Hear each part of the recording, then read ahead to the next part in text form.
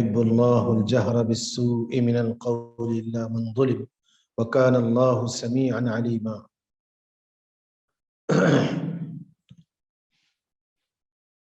برائی کے ساتھ آواز بلند کرنے کو اللہ تعالیٰ پسند نہیں فرماتا مگر مظلوم کو اجازت ہے، اور اللہ تعالیٰ خوب سنتا ہے، جانتا ہے۔ اگر کہیں برائی ہو رہی ہے یا کسی کے اندر برائی دیکھو تو اس کو پرچار نہ کرو، یعنی خوب اس کو اچھالو مت۔ ایسے برے آدمی کا ذکر یا برائی کا ذکر زیادہ نہ کرو، بلکہ ایسے شخص کو تنہائی میں سمجھانے کا حکم ہے۔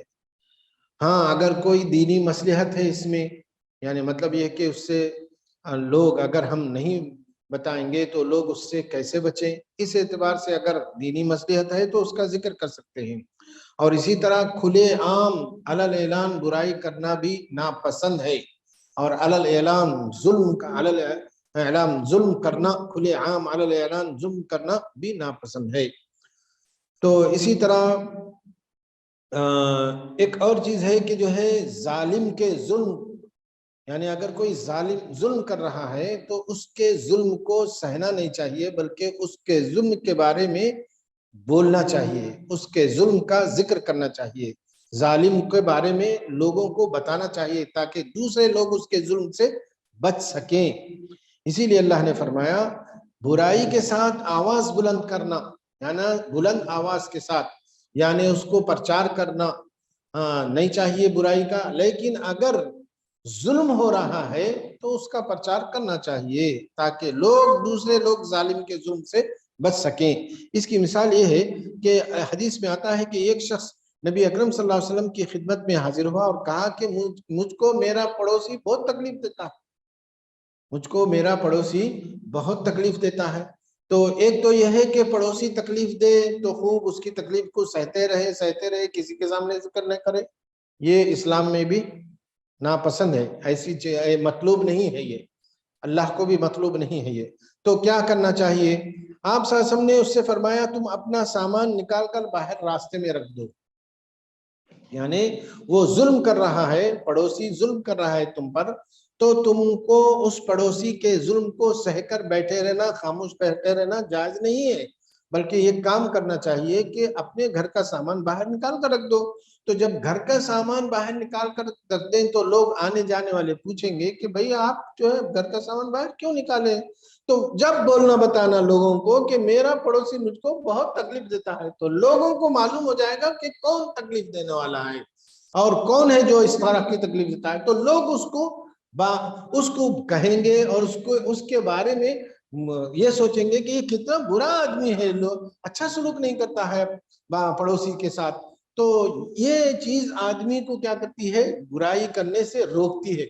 یعنی آج لوگ جو ہے اللہ سے ڈرتے نہیں، لیکن لوگ کیا بولیں گے ڈرتے ہیں، لوگ کیا بولیں گے مجھ کو، میرے بارے میں لوگ کیا سوچیں گے، یہ ڈرتے ہیں۔ بعض اوقات ایسا ہوتا ہے کہ مومن کے دل میں اللہ کے خوف سے زیادہ لوگوں کا ڈر ہوتا ہے، کسی کے دل میں اللہ کے خوف سے زیادہ، حالانکہ مومن کے دل میں ایسا نہیں ہوتا ہے، مومن کے دل میں تو اللہ کا ڈر زیادہ ہوتا ہے۔ لیکن کبھی کبھی ایسا ہوتا ہے کہ جو ہے جو شخص جس کا ایمان کمزور ہو یا جو شخص پوری طرح مومن نہیں ہو یا دنیا دار ہو، دنیا پرست ہو، ایسا شخص کیا کرتا ہے؟ لوگ کیا بولیں گے سوچتا ہے۔ تو اس کی برائی کو روکنے کا ایک طریقہ یہ ہے کہ لوگوں میں اس کی برائی کو عام کیا جائے۔ اللہ کے نبی رسول اللہ صلی اللہ علیہ وسلم نے یہی اسلوب اس کو کرنے کا حکم دیا، تم اپنا سامان گھر کے باہر رکھ دو۔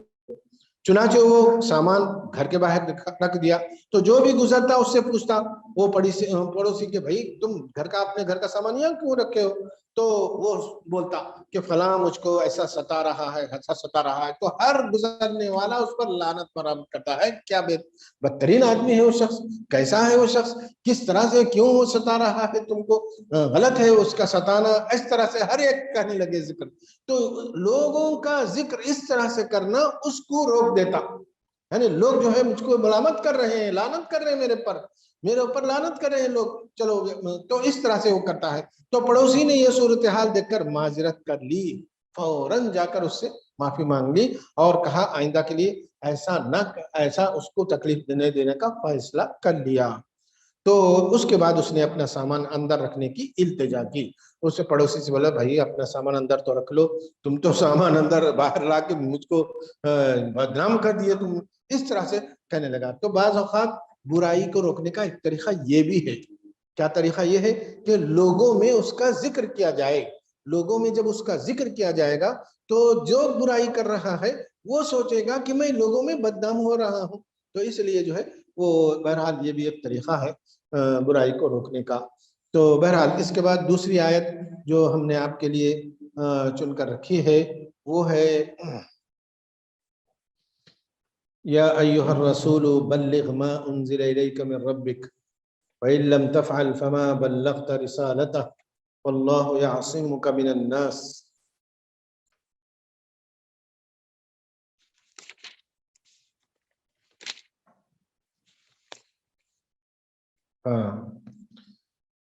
یہ سورہ مائدہ کی آیت ہے جس میں اللہ تعالیٰ فرماتا ہے اپنے رسول کو خطاب کرتے ہوئے, اے رسول, یا ایھا الرسول, اے رسول, بلغ, پہنچا دیجیے آپ کی طرف, اے رسول جو کچھ بھی آپ کی طرف آپ کے رب کی جانب سے نازل کیا گیا ہے پہنچا دیجیے. یعنی اے رسول آپ کی طرف آپ کے رب کی طرف سے جو کچھ بھیجا گیا ہے, جو کچھ اتارا گیا ہے, تو کیا اتارا گیا ہے؟ رب کی طرف سے نبی پر کیا اتارا گیا؟ قرآن اتارا گیا. ہاں, اے رسول جو کچھ آپ کی طرف آپ کے رب کی طرف سے نازل کیا گیا ہے اس کو پہنچا دیجئے. کس تک پہنچا دیجئے؟ سب لوگوں تک پہنچا دیجئے. اس وقت موجود جتنے بھی لوگ ہیں, اس وقت مکے میں جتنے بھی لوگ ہیں, مدینے میں جتنے بھی لوگ ہیں, ان سب تک پہنچا دیجئے. اگر آپ نے ایسا نہیں کیا تو آپ نے اللہ کی رسالت ادا نہیں کیا, اللہ کی رسالت کا حق ادا نہیں کیا. اگر آپ نے ایسا نہیں کیا تو آپ کو اللہ نے جو رسول بنایا ہے, رسول بنانے کا حق ادا نہیں کیا, رسول بننے کا اور رسالت کا حق آپ نے ادا نہیں کیا.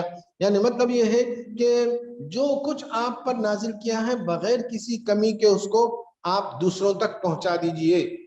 تو اللہ کے حضرت عائشہ رضی اللہ عنہ فرماتی ہے کہ جو شخص یہ گمان کرتا ہے کہ اللہ کے نبی رسول اللہ صلی اللہ علیہ وسلم نے کچھ چھپا لیا ہے تو یقیناً وہ جھوٹا ہے. یعنی رسول کو جب رسول بنایا جاتا ہے اور رسول کی طرف کوئی کتاب نازل کی جاتی ہے تو وہ اب ساری چیز, ایک ایک چیز, چھوٹی بڑی ساری چیز لوگوں تک پہنچا دیتا ہے اور کچھ بھی اپنے پاس نہیں رکھتا ہے. اچھا, تو اس طرح سے جو ہے اللہ کے نبی رسول اللہ صلی اللہ علیہ وسلم نے سارا کچھ جو کچھ آپ پر نازل ہوا اس کو پہنچا دیا. امام بخاری نے امام زہری کا قول نقل کیا ہے کہ اللہ کے ذمے پیغام بھیجنا ہے. یعنی اللہ تعالیٰ پیغام بھیجتا ہے پیغمبر کے ذریعے. رسول کے ذمے لوگوں تک, رسول کا ذمہ کیا ہے؟ رسول کی ذمہ داری ہے کہ جو پیغام اللہ نے دیا ہے رسول کو وہ پیغام لوگوں تک پہنچا دے. اور لوگوں کی ذمہ داری کیا ہے؟ رسول ان تک جو بات پہنچاتے ہیں اس کو جانے, مانے, تسلیم کریں, اس پر عمل کریں. تین چیزیں ہیں اس میں. ایک تو اللہ جو ہے پیغمبر کے ذریعے سے پیغام اپنا پہنچا دیتا ہے, پیغمبر پر نازل کر دیتا ہے, اور پیغمبر کی ذمہ داری یہ ہے کہ جو پیغام اللہ نے دیا ہے وہ پیغام تمام لوگوں تک پہنچا دے. اور لوگوں پر یہ ذمہ داری ہے کہ جو پیغام رسول نے ان تک پہنچایا ہے اس پیغام کو سنیں, جانیں, مانیں, تسلیم کریں اور اس پر عمل کریں. یہ تین چیزیں ہیں. حجۃ الوداع کے دن آپ نے خطبہ دیتے ہوئے اپنی زندگی کے سب سے بڑے اجتماع یعنی 40,000 صحابہ کے درمیان آپ نے اعلان کیا. آپ نے جب یعنی حجۃ الوداع آخری آپ کا حج تھا اور اس کے چند ہی دنوں بعد آپ کا انتقال ہوا تو آپ نے کہا انتم تسألون عنی فما انتم قائلون, اے لوگو تم میرے بارے میں پوچھے جاؤ گے. یعنی اللہ تعالیٰ میرے بارے میں تم کو پوچھے گا کہ میں نے تمہاری طرف ایک رسول محمد صلی اللہ علیہ وسلم کو بھیجا تھا, کیا محمد صلی اللہ علیہ وسلم نے اپنا پورا پیغام, اپنا فریضہ تم تک پہنچا دیا, میری باتیں تم تک پہنچا دی؟ تو اس طرح سے پوچھے جاؤ گے فما انتم قائلون, تم کیا کہنے والے ہو؟ قالوا نشهد انك قد بلغت واديت ونصحت. تو تمام 40,000 صحابہ نے کہا اس وقت کہ ہم اس وقت گواہی دیں گے, قیامت کے دن اللہ کے سامنے گواہی دیں گے کہ آپ نے جو فریضہ رسالت آپ نے بالکل بغیر کسی کمی کے بغیر کسی کمی کے آپ نے ہم تک پہنچا دیا اور آپ نے نصیحت ادا کر دی، آپ نے ہمدردی کا حق پورا ادا کر دیا۔ فقال باصبعه السبابہ يرفعها الى السماء وينكتها الى الناس، تو آپ نے اس وقت اپنی شہادت کی انگلی اٹھائی اور اللہ کو گواہ بنایا اور کہا کہ اللہ تو گواہ رہے کہ اس وقت یہ لوگ کیا کہہ رہے ہیں، یہ کہہ رہے ہیں کہ آپ نے اپنا فریضہ رسالت ادا کر دیا ہے۔ تو اس طرح سے جو ہے اللہم حل بلغت اللہم حل بلغت، کیا اے اللہ کیا میں نے تیرے پیغام کو پہنچا دیا، اس طرح سے آپ نے سوال کیا۔ اس کے بعد کی آیت ہے واللہ یعصمک من الناس۔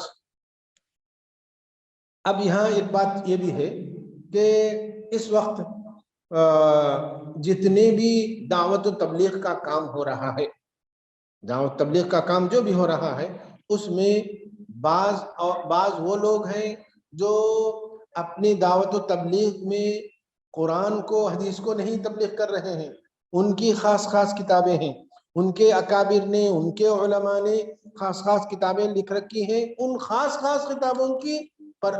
کتابوں کا پرچار، خاص کتابوں کی تبلیغ کر رہے ہیں، وہ دین کی تبلیغ نہیں کر رہے ہیں، بعض لوگوں کے پاس خاص کتابیں ہیں، کتنے نمبر 6 نمبر 7 نمبر، چلو بھئی اس کا ذکر کرنا، اقرا میں مسلم، یہ مسلم یعنی ان کے اکابر نے، ان کے علماء نے من گھڑت نصاب بنایا ہے۔ کاہے کا نصاب بنایا؟ تبلیغ کا نصاب بنایا ہے۔ تبلیغ کا نصاب بنا کے بس اس کو لینا، چلنا پھرنا، جماعتیں نکالنا، ایک تو یہ ہے۔ حالانکہ یہ چیز یعنی جو بلغ ما انزل الیک، اللہ نے جو تمہاری طرف اتارا ہے وہ اس کی تبلیغ نہیں ہے، کیونکہ اللہ کے نبی رسول اللہ صلی اللہ علیہ وسلم آخری نبی ہے، اس کے بعد کوئی نبی آنے والا نہیں ہے، اس لیے آپ کی امت کے ایک فرد کو داعی بنا دیا گیا، آپ کی امت کا ایک فرد داعی بنایا گیا، جیسا کہ اللہ نے فرمایا قل هذه سبیلی ادعو الی اللہ، یہ آپ کہہ دیجئے کہ یہ میرا راستہ ہے، یعنی توحید والا راستہ اور دین والا راستہ، دین کا راستہ میرا راستہ ہے۔ قل هذه سبیلی ادعو الی اللہ، میں اسی راستے کی طرف میں لوگوں کو بلاتا ہوں، ایک اللہ کی خالص عبادت اور اس کے ساتھ کسی کو شریک نہ بنانا، اور اس کے علاوہ اللہ نے جن چیزوں کو فرض کیا ہے ان کو ماننا اور ان پر ایمان لانا، جیسے کہ ایمان کے 6 ارکان ہیں، آمنت باللہ ایمان لانا، باللہ و ملائکتہ و کتبہ و رسلہ والیوم الآخر والقدر خیرہ و شرہ من اللہ تعالی والبعث بعد الموت، یعنی ارکان ایمان، ان تمام پر ایمان لانا۔ تو ایمان لانا اور عمل کرنا اور لوگوں کو اس کی طرف بلانا، مسلمانوں کی، مومنوں کی 3 ذمہ داری ہے، ایک تو ایمان لانا اور دوسرے عمل کرنا، ایمان دین پر عمل کرنا، دین میں داخل ہو جانا، دین پر پوری طرح عمل کرنا، اسی دین کی تبلیغ کرنا، یہ کرنے کا حکم دیا گیا ہے۔ تو فرمایا قل هذه سبیلی ادعو الی اللہ علی بصیرۃ، یعنی علم کی بنیاد پر، یعنی قرآن حدیث کی بنیاد پر میں اس لوگوں کو اس کی طرف بلاتا ہوں، انا ومن اتبعنی، میں اور ہر وہ شخص جو میرا اتباع کرتا ہے، یعنی ہر وہ امتی، میرا جو ہر ایک امتی اس کی طرف بلائے گا، یعنی دعوت و تبلیغ کا کام کرے گا۔ اسی طرح اللہ کے نبی رسول اللہ صلی اللہ علیہ وسلم کی ایک اور حدیث ہے بلغوا عنی ولو آیہ، میری طرف سے ایک آیت بھی اگر تم کو معلوم ہے تو پہنچا دو۔ تو ہر مسلمان جو موٹی موٹی باتیں اس کو معلوم ہے اس پر خود چلے، معلوم کرے، یعنی دین کی بنیادی باتیں سیکھے، معلوم کرے، سیکھے، عمل کرے اور انہی باتوں کو دوسروں تک پہنچائے، یہ ضروری ہے، دوسروں تک پہنچانا ضروری ہے، تبلیغ کا حق ادا کرنا ضروری ہے۔ اسی لیے مومنوں کو ہم کو خیر امت کہا گیا۔ خیر امت کیوں کہا گیا؟ تأمرون بالمعروف وتنہون عن المنکر، نیکی کا حکم دیتے ہو، برائی سے روکتے ہو۔ سب سے بڑی نیکی توحید ہے اور سب سے بڑی برائی شرک ہے۔ تو بہرحال میں یہ کہہ رہا تھا کہ بعض لوگ جو اس وقت دعوت تبلیغ کا کام کر رہے ہیں اور یہ کہتے ہیں کہ ہم بھی دعوت تبلیغ کا کام کرتے ہیں، وہ جو ہے ان کے اپنے مخصوص کتابیں ہیں، ان مخصوص کتابوں کی طرف بلاتے ہیں لوگوں کو، اور اسی طرح ان کا کوئی لیڈر ہوتا ہے یا ان کا کوئی عالم ہوتا ہے جو مخصوص انداز سے تفسیر کرتا ہے، مخصوص انداز سے تفسیر کرتا ہے، اس کی مخصوص کتابیں ہوتی ہیں تو وہ کتابوں کی طرف، ان کتابوں پر اور ان کتابوں کی بنیاد پر جماعتوں کو بنایا جاتا، جماعتوں کو کھڑا کیا جاتا ہے، جماعتوں کو کھڑا کیا جاتا ہے، اور وہ جماعتیں اپنے انداز سے تبلیغ کرتے ہیں، حالانکہ وہ صحیح انداز کی تبلیغ نہیں ہوتی ہے۔ صحیح تبلیغ وہ ہے جس میں کتاب و سنت کی طرف لوگوں کو بلایا جائے، یعنی قرآن کی تعلیم دی جائے، قرآن کے توحید کی طرف بلایا جائے، شرک سے روکا جائے، اور کتاب و سنت یعنی حدیث کی تعلیم دی جائے اور ان کو سمجھایا جائے، اس پر عمل کروایا جائے۔ یہ ہے حقیقت میں دعوت تبلیغ کا کام۔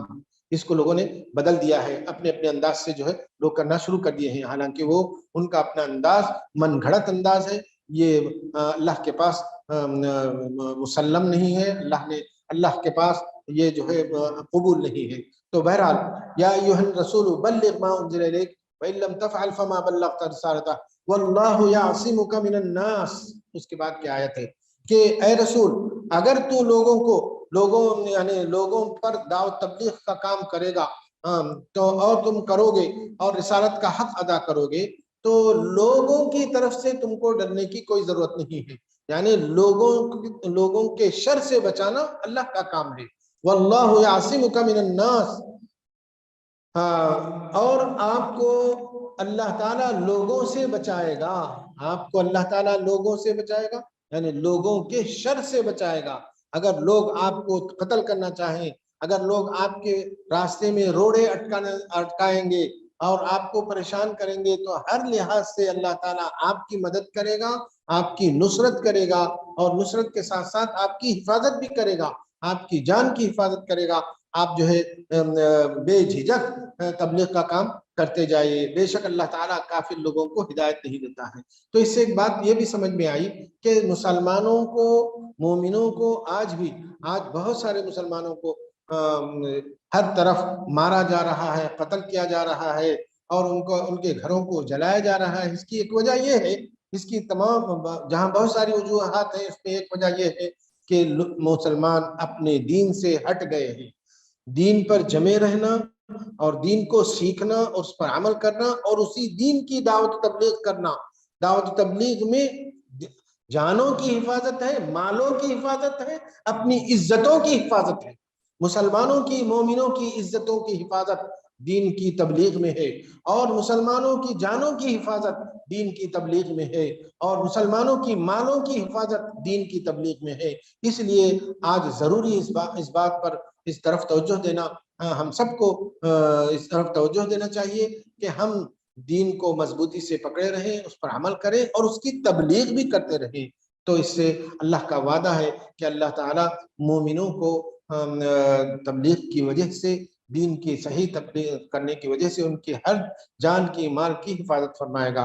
تو حفاظت، عصمت، جان کی حفاظت، مال کی حفاظت، عزتوں کی حفاظت دین پر عمل کرنے میں ہے، دین پر چلنے میں ہے، اور اس دین کو لوگوں تک پہنچانے میں ہے۔